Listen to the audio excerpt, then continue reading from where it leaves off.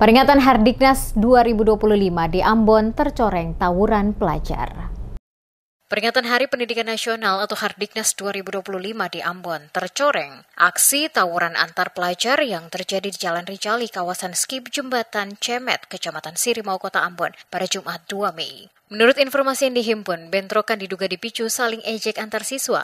Demas Media Group berhasil merekam aksi saling pukul di tengah jalan yang menarik perhatian warga hingga menyebabkan kemacetan di lokasi. Perkelahian kedua pelajar ini bak koboi jalanan semakin semangat ketika mendapat sorakan dari beberapa siswa SMP yang menonton perkelahian keduanya.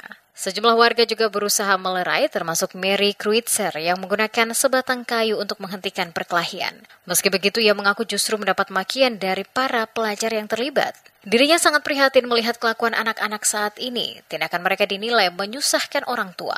Yang menyebut pelajar yang terlibat diduga berasal dari beberapa sekolah seperti SMP Negeri 6 Ambon, SMP Negeri 1 Ambon, dan sejumlah siswa SMA.